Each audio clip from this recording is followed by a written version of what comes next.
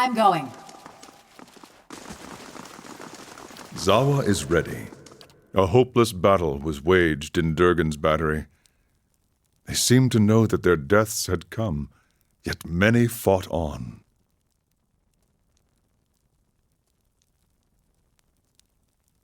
This was not fear, not all of it. Some made a stand together. They believed in a cause that would outlive them, and so they stayed true to it. They might have made great Nalpazga warriors, if only they had been born to Khan. Zawa is ready. What do you need of Zawa?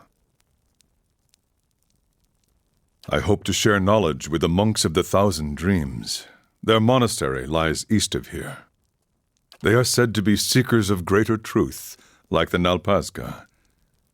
But if they still exist, I did not find them there. Ishmael is vast. Outsiders think of it as one land and its people as one people. But if you walk across it, you see that there are many Ishmaels. The Ishmael that the Khan know is rich in soil and water. The crops seem to grow in front of you.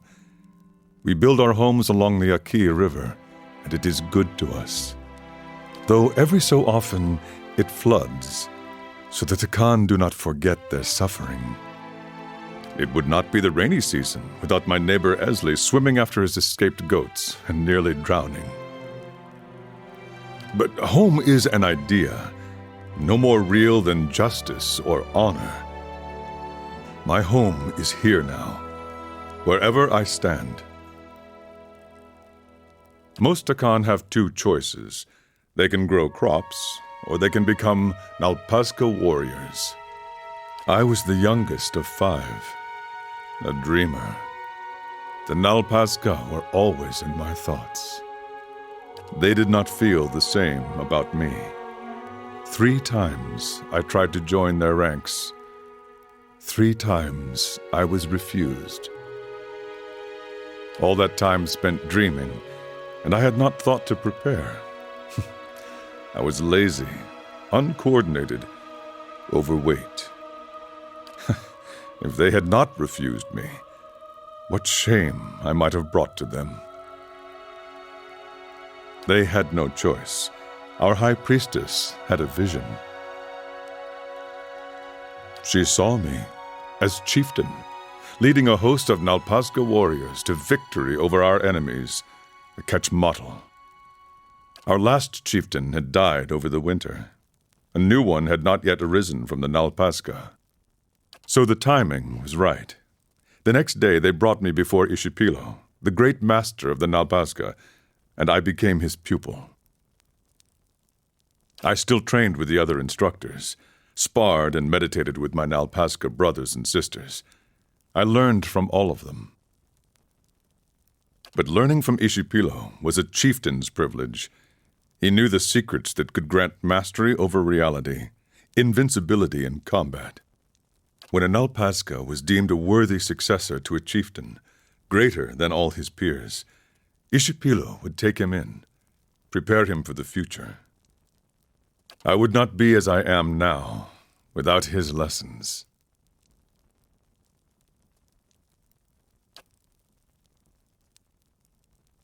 Not all of them.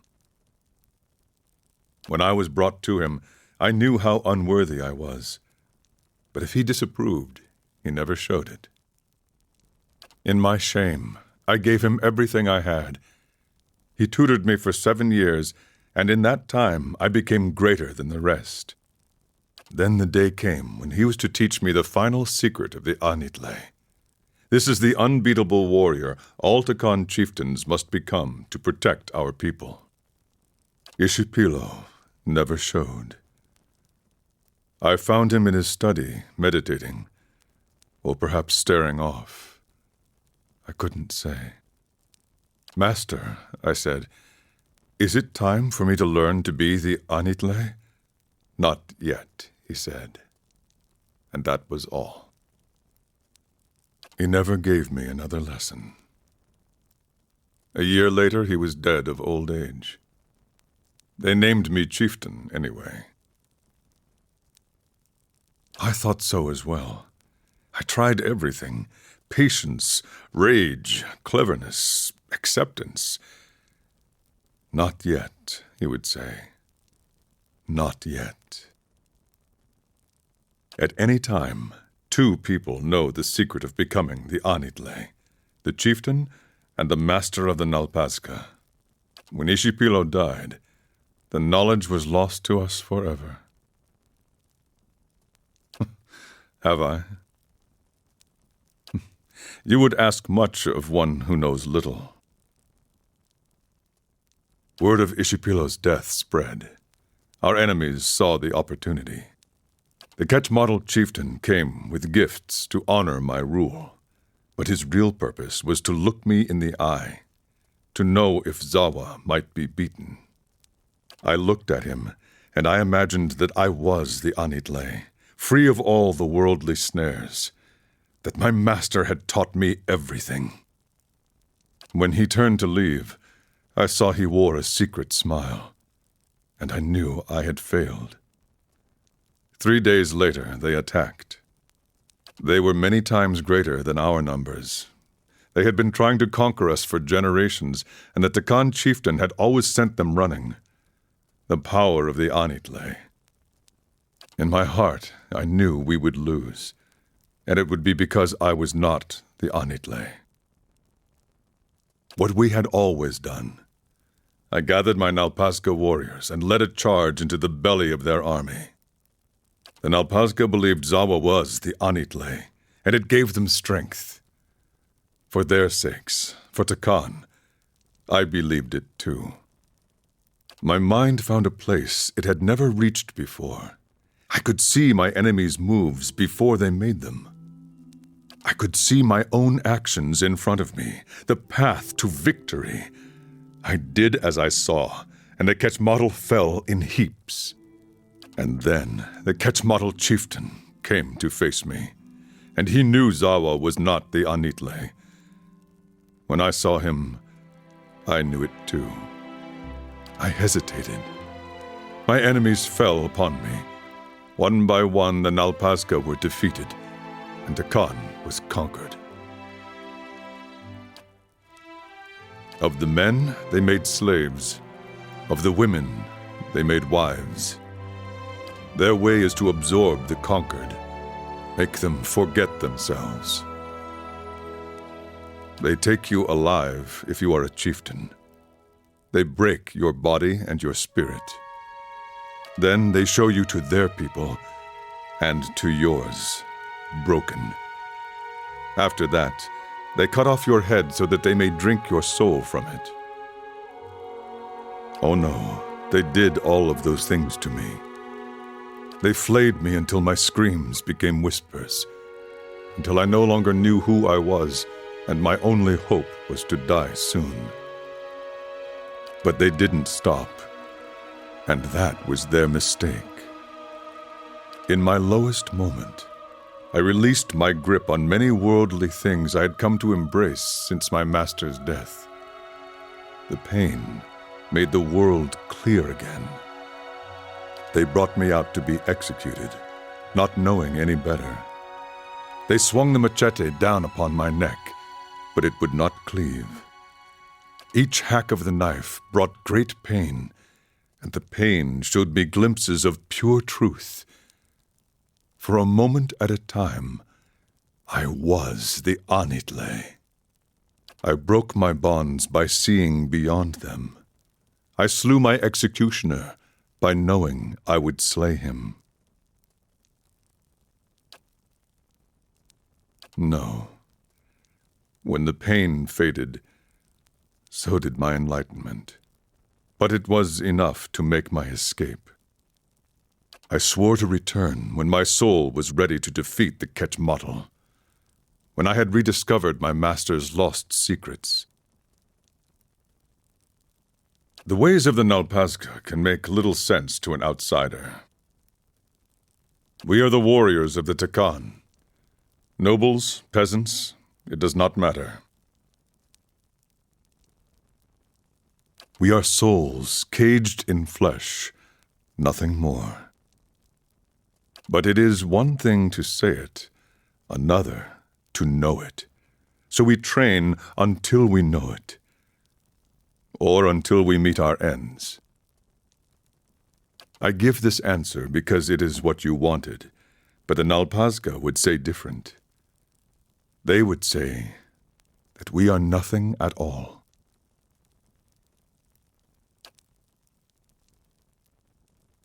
Perfection. Look around you. The world is perfect. Every being, every moment, every death. Rarely do we see this. We stumble through life, lost in distractions. Every practice of the Nalpazga is a reminder to stop stumbling, to know the perfection. You think the world imperfect? Most would agree. Most would say the world is imperfect because we suffer. They imagine a world without suffering and dream of living there, and suffer all the more for it. This is their mistake. The world is perfect. It was created by a boundless wisdom. It is for us to learn why a perfect world requires that we suffer. Vanity is a snare that roots us to the ground. The way we see ourselves, the way others see us, these things are not real. They cannot be touched. The Nalpazga teachings reveal many such snares: fear, pleasure, doubt, hatred. They hold us back if we let ourselves be caught. Then you see only what is truly there, and you suffer no longer. You become as a god, seeing things as they do. If you can loose yourself from the snares, then you are free. You would ask much of one who knows little. Zawa is ready. What do you need of Zawa? I would gladly cast light upon them. I meet people on the road, and they pity me. I have come to find it endearing. They see so many scars, and they wonder, how can the man beneath not be broken? A scar is a wound that heals, a living reminder of our power over suffering. They cause no pain, only the echo of pain, which cannot hurt you. Show me a scarred man, and I will show you a man who can overcome. The Malkachoa? At any time, it is rare that I have not eaten some. When you first try it, it seems a beautiful fantasy. You see colors you have never seen, meet creatures that are not there. With practice, you see that all it does is show you reality, the essence of all things, how they are alike and connected. I have watched trees grow and wilt before me. I have tasted meat and known the animal's life as if it were mine. But the Malkachoa often causes the stomach to empty with great violence, so it is not for everyone. If I did not suffer, I would not aspire to free myself from it. I would wander from one unfulfilling goal to the next, more wealth, a better station. My soul would wither. But to search for a place beyond suffering's reach is to nurture the soul, to harden it against the elements. Suffering is the greatest gift the gods have given us, their most beautiful, perfect creation. It is the hand that turns the wheel. I would gladly cast light upon them. You would ask much of one who knows little. No. I searched my empty homeland for any trace of Ishipilo's knowledge, but I knew he had left none. It would have been too dangerous.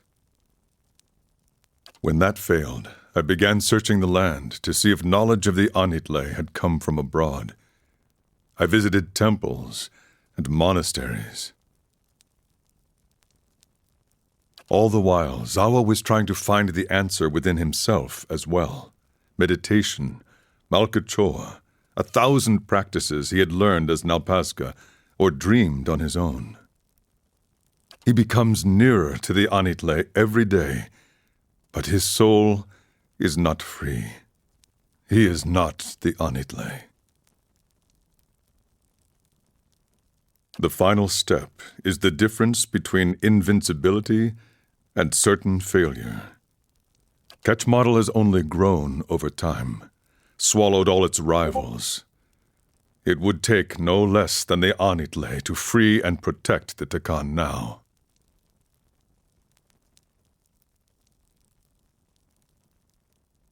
Then the Takan will be no worse off than they are now. But they do deserve better.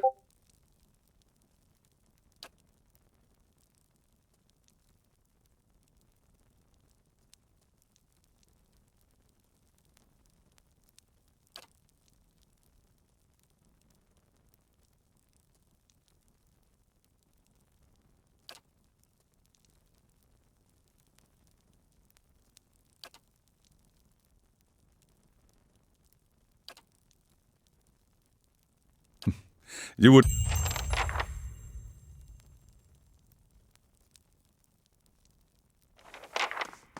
Been wondering about what you told Yalvino, about seeing souls. All that watcher business true? Mayhap I'm looking for someone. Woodcutter by the name of Harmka. It sure does. He was one of them. The mob that destroyed Cold Morn. I tracked him to Stalwart years ago, but got caught before I could finish my business.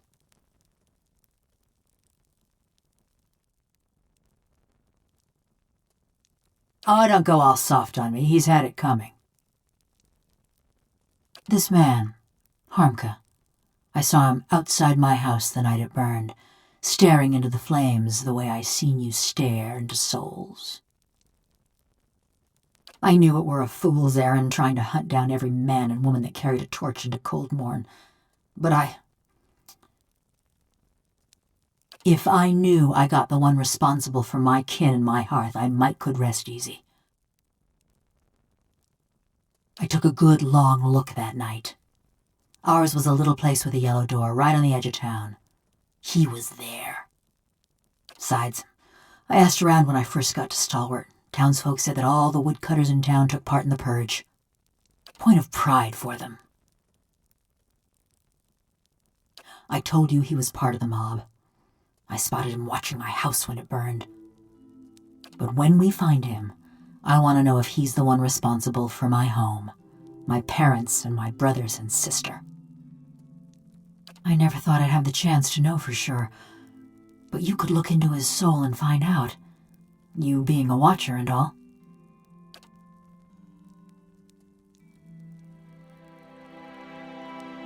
Mighty fine of you. Mighty fine indeed. Don't know where he dallies these days, but someone in Stalwart could tell us. People from little villages, they always know. Effigy's eyes, that man loved to talk. If it's sane and logical reasoning you're wanting, you're gonna be disappointed. Ain't no sense in any of it. Oh. Mayhap you've heard of Cold Morn. Was a quiet, forgettable patch of the woods. Till a pack of rabid clodhoppers set it afire. That was the start of the purges. Dear Woodens killing their own. A farmer on the other side of the mountains woke up one day with his head all aflame and took it for the gibbering speech of his god. And so did a few thousand of his countrymen. So when he tired of Vorlus fields and marched west, a horde of armed hicks followed. Bunch of fool nonsense is what I'm talking about. But others have called it the same. If you know that much, then you've heard of Cold Morn. Ours was the village that let a few thousand of Widewind's troops pass through.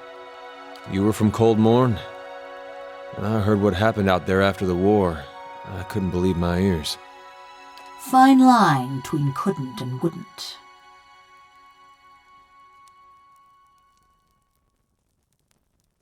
Try telling a few hundred crazed Dear Woodens. We got news of the raid Sarens coming through the mountains. Begged the Duke for help, we did. Didn't send us so much as a bare-ass novitiate. They went to towns with full coffers and lofty connections. So we let Widewind soldiers pass. Left him for the Duke to wrangle on his own terms. Was after the Godhammer made a fine grit out of Widewind, when Deerwoodens were running on rage and looking for something to burn. They came at dark, hundreds of folk, every one of 'em mourning someone lost in the war. Must have decided it was our duty to escort their dead back to the wheel. They didn't light their torches till they had us surrounded. Time we saw 'em, there was a ring of fire closing around us. I woke, ran to the window. Whole village were a maze of flames. Couldn't see nothing for the smoke. And the screams. Most ran for the streets, got caught by the mob. Others hid, let their houses burn down around them.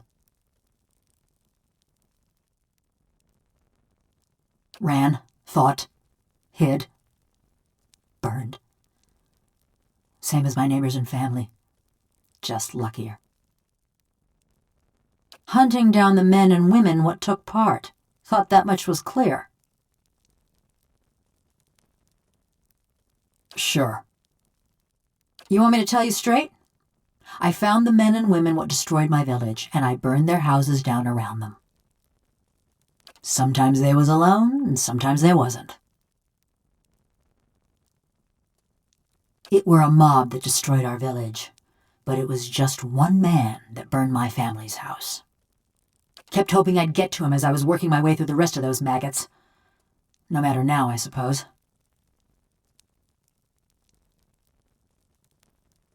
Only kind of have with someone like him.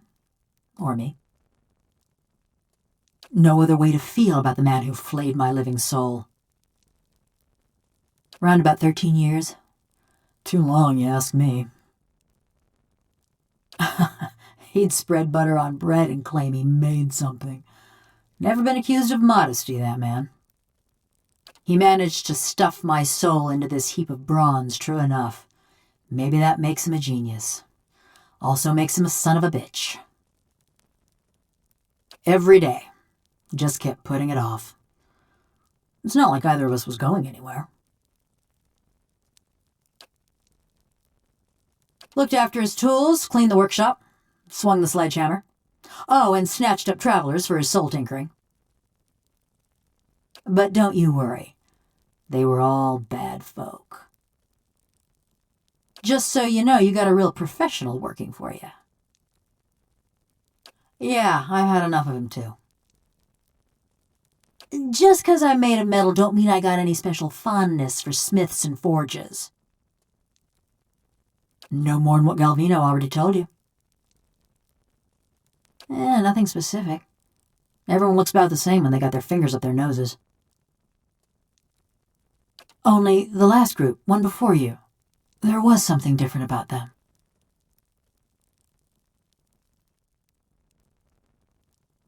Couldn't put my finger on it, but they was dangerous. Almost felt the hair on the back of my neck. Ain't felt that way about anyone else walking through Galvino's door, that's for sure. Murder, tracking, and the best materials for kindling. Those are more my area of expertise. There weren't much to say about it. By my reckoning, that means it was pretty good. Ma was a trapper, taught me to set snares and dress game. Dad was a tinker. I never had his patience, but it were fun to watch him work. My brothers and sister, they was good folk too. Part of me's glad they ain't here to see me now.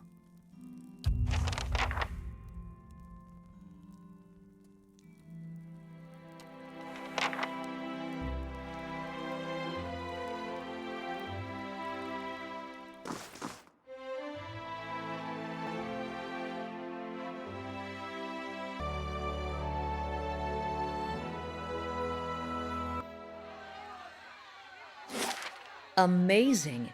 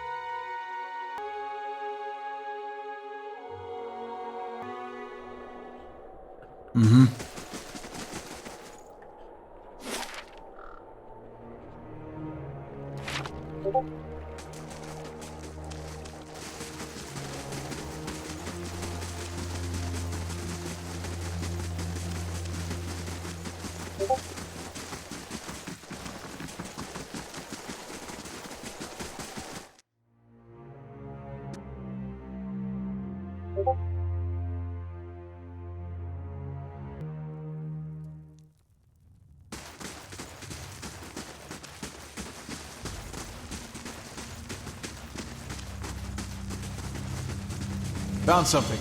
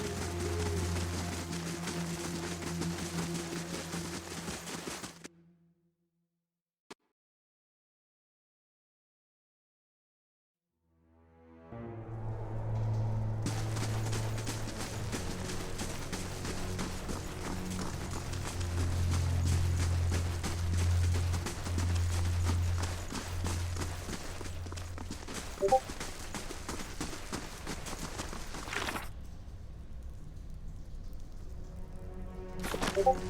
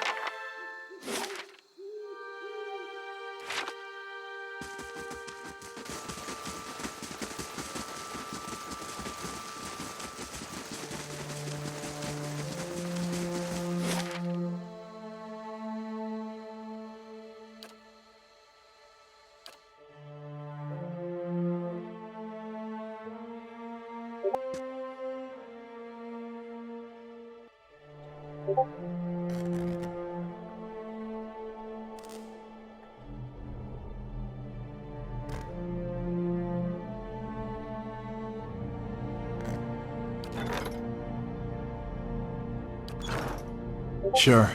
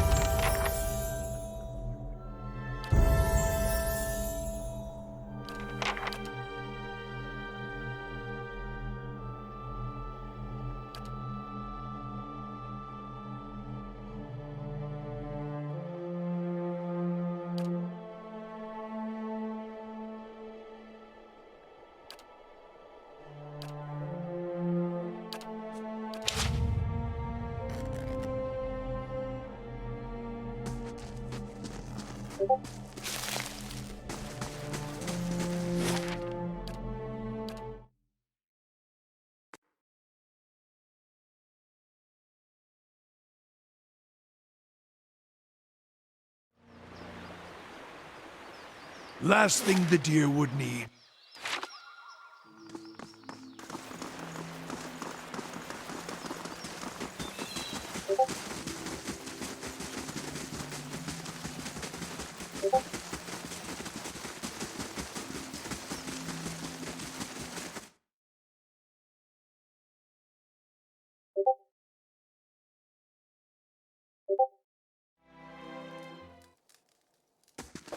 Well met, friend.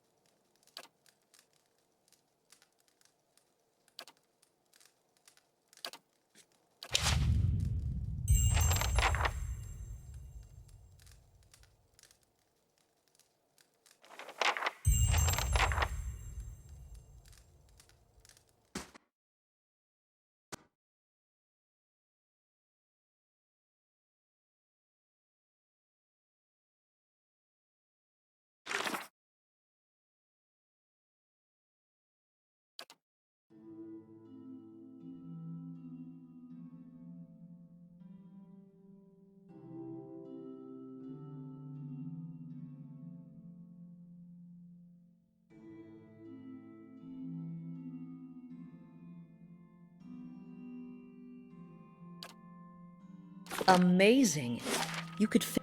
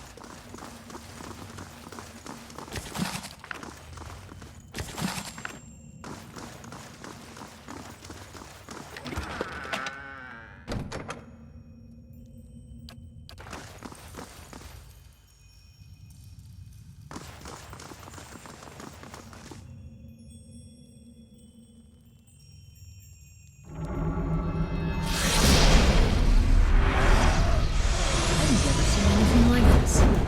Almost beats the Southern Lights.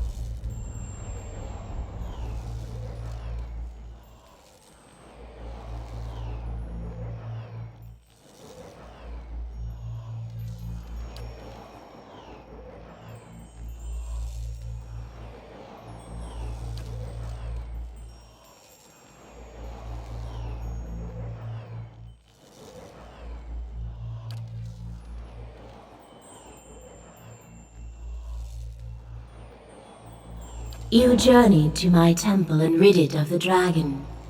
Now my faithful may return, singing their joy to the skies and praising me through their creation.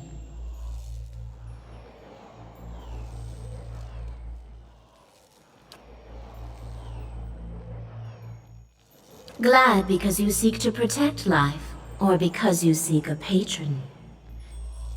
And yet you have proven yourself with this task.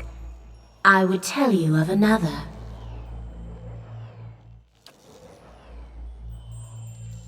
You must stop Theos, and you must undo the tragedy he has wrought.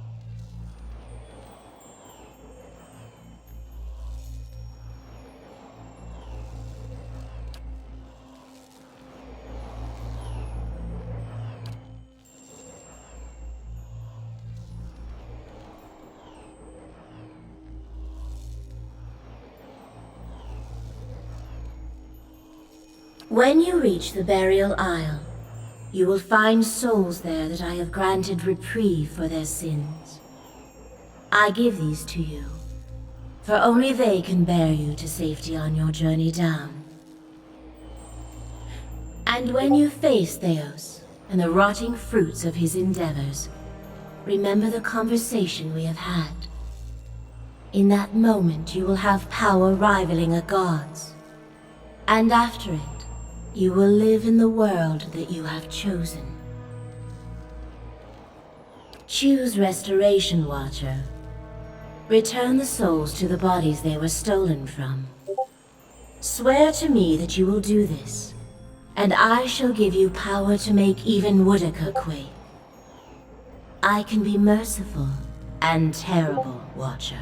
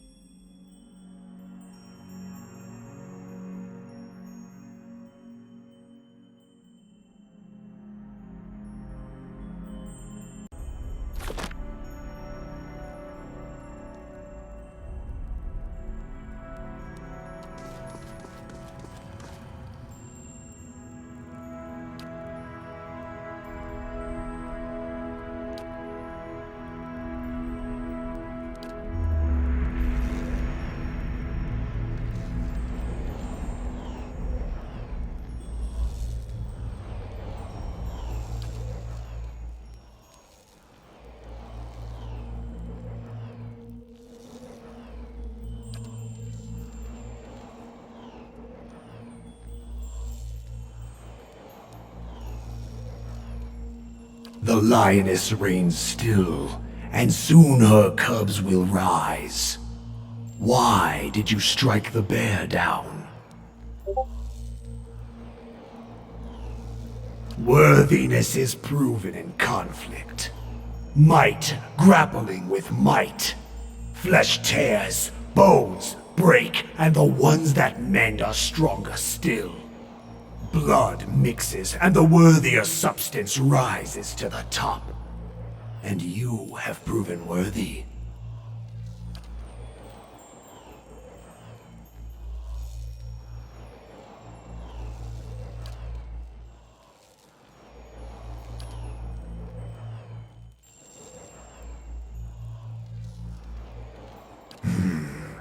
You sought and won the favor of Gallowayne. What new prey do you now pursue? To track a quarry, you must understand its movements. And Theos follows the path of a more powerful master.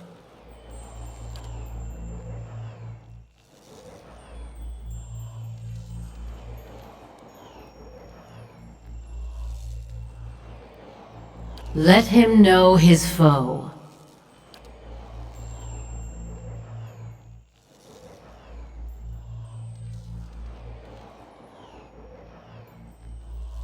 Theos has trapped thousands of souls in sun and shadow like rabbits in a snare.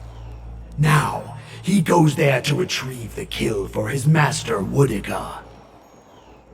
She will feast on them, suck their marrow, grow strong on their essence.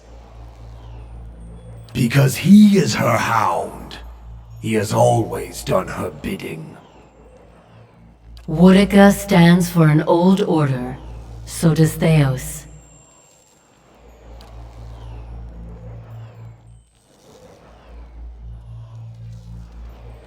They both fear change, and the Deerwood has changed much recently.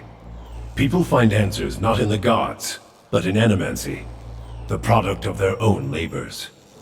And why not? When they have learned that even a god can be killed.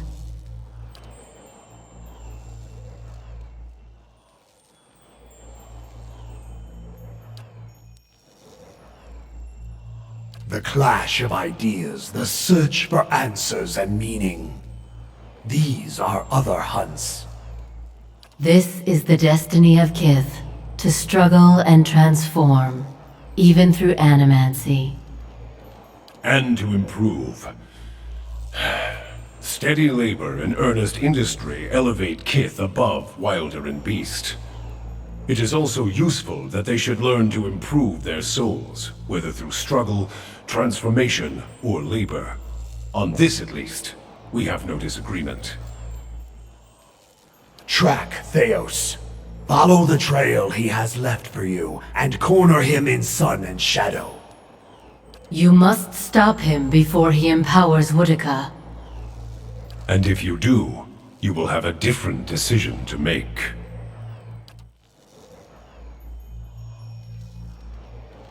Souls were ripped from the world, ripe and full and pulsing with essence. Scatter them like bones to a pack of dogs. Their essence will strengthen the souls of the Deerwood. Let the remains of the dead feed the survivors.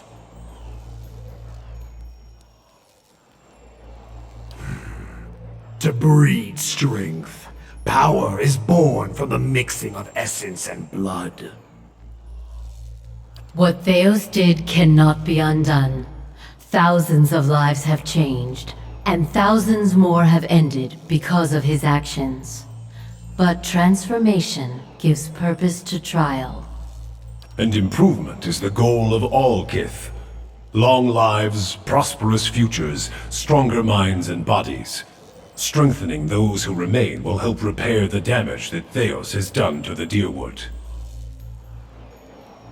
And when you descend the pit to sun in shadow, you can count on our assistance to see you safely through. As I hope we can count on yours when you reach the bottom. There are many souls upon the burial isle that are sworn to serve us. They belong to you now, and they shall guide your descent.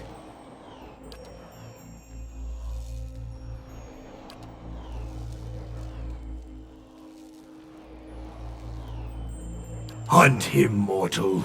And when you stop him, let the souls he has captured feed the deer wood.